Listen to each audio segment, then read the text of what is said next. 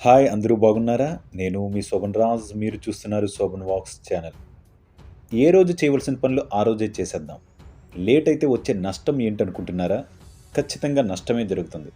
కారణం పని లేటుగా చేయడం వలన ఒత్తిడి పెరుగుతుంది. 2, 3 పనులు ఒకేసారి చేయవలసి వస్తుంది. చేసే పనిలో పర్ఫెక్షన్ మిస్ అవుతుంది.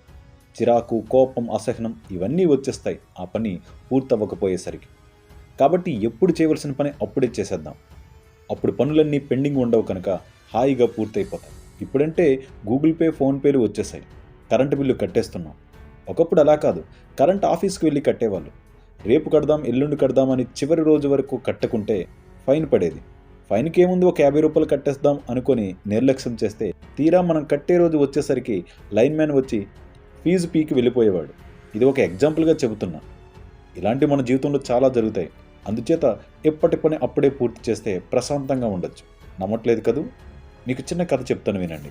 ధర్మరాజు ఇంద్రప్రస్థపురమును పాలించే రోజుల్లో ఒకరోజు ఒక బ్రాహ్మణుడు రాజు దగ్గరికి దర్శనానికి వచ్చాడు. ఆ బ్రాహ్మణుడు ధర్మరాజును కలిసి వెంటనే తిరిగి వెళ్ళిపోయాడు. బ్రాహ్మణుడు సింహద్వారం నుండి బయటికి వెళ్ళిపోతుండడం భీమసేనుడు చూశాడు. బ్రాహ్మణుడు లోపలికి వెళ్ళడం కూడా చూశాడు. ఆ సమయంలో ఏదో పని ఉండడం వలన అడగలేదు.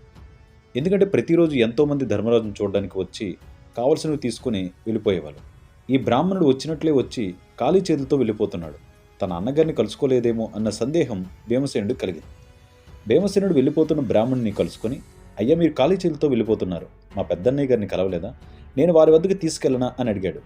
భీమసేనుడు ఈ విధంగా అడిగినందుకు బ్రాహ్మణుడు చాలా సంతోషించి, భీమా, నేను మీ అన్నగారిని కలుసుకున్నాను. నేను కోరినది ప్రస్తుతం తన వద్ద లేదని, తిరిగి మరునాడు రమ్మని చెప్పారు. రేపు నేను వచ్చే సమయానికి ఆ వస్తువును సిద్ధం చేస్తానని ఆయన మాట ఇచ్చారు అని బ్రాహ్మణుడు చెప్పగానే భీమసేనుడు ఒక మంచి పనిని రేపటికి వాయిదా వేయడమా అని ఆశ్చర్యపోయాడు. భీమసేనుడు ఒక క్షణం ఆలోచించి సింహద్వారం వద్దకు వెళ్ళి అక్కడ ఉన్న పెద్ద భేరిని మ్రోగించడం ప్రారంభించాడు.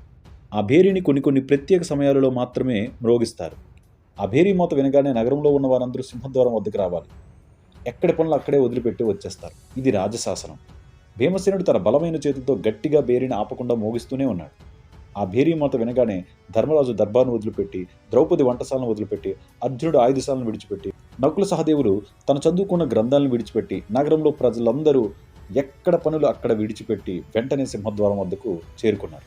ధర్మరాజు వెళ్ళి భీమసేనుని చేతులు పట్టుకొని భేరీ మోగించడం ఆపమని, ఆ విధంగా మోగించడానికి కారణం ఏంటని అడిగాడు. నగరవాసులందరూ అక్కడే ఉన్నారు. భీమసేనుడు అన్నగారికి నమస్కారం చేసి అక్కడికి వచ్చిన ప్రజలందరి వైపు తిరిగి, మా అన్నగారైన ధర్మరాజు గొప్ప విజయాన్ని సాధించారు. అది చెప్పడానికి మీ అందరినీ ఇక్కడికి రమ్మన్నాను. ఆ విజయం ఎటువంటిదంటే ఆ విజయానందాన్ని అందరూ పాలు పంచుకోవాలి, విజయోత్సవాలు జరుపుకోవాలి అని చెప్పాడు. భీమసేనుడు చెప్పిన దానికి ధర్మరాజు ఆశ్చర్యపోయాడు. భీమసేన, నీవు చెప్తున్న విజయం ఏంటి? నేను ఉదయం నుంచి అంతఃపురంలోనే ఉన్నాను. నువ్వు ఏం మాట్లాడుతున్నావు? నేను ఎక్కడికి వెళ్ళలేదు కదా, ఏ విజయం సాధించలేదు కదా, నీ మాటలు నాకు దిగ్భ్రాంతిని కలిగిస్తున్నాయని అన్నాడు. భీమసేనుడు అట్టహాసంగా నవ్వుతూ, సోదరా ధర్మరాజా, నీ గొప్పతనం నీకు తెలియదు. అందరూ వినండి. సోదరులారా, రాజ ఉద్యోగులారా వినండి. ఎవరూ జయించలేని మృత్యువుని మా సోదరులు ధర్మరాజులు జయించారు. ఎంతకంటే గొప్ప విజయం ఇంకేముంటుంది చెప్పండి అని అన్నాడు. ధర్మరాజు, తక్కిన సోదరులు, నగరవాసులు అందరూ ఆశ్చర్యపోయారు. ఇది గ్రహించిన భీమసేనుడు, మన సోదరుడు ధర్మరాజు వద్దకు ఒక బ్రాహ్మణుడు సహాయం కొరకు రాగా, నీవు కోరినది నా వద్ద ప్రస్తుతం సిద్ధంగా లేదు, మరుసటి రోజు రమ్మని చెప్పడం ఆశ్చర్యంగా లేదు. ధర్మరాజుకు కనీసం రేపటి వరకు జీవించి ఉంటానని, అదేవిధంగా బ్రాహ్మణుడు కూడా జీవించి ఉంటాడని ఆయనకు ఎంత నమ్మకం ఉందో కదా, అలాగే మనకు కూడా నమ్మకం ఉండాలి. భీమసేనుడు చెప్పింది వినగానే ధర్మరాజుకు తాను చేసిన తప్పేంటో తెలిసింది. వెంటనే భీమసేన, నీవు చెప్పినది నిజమే.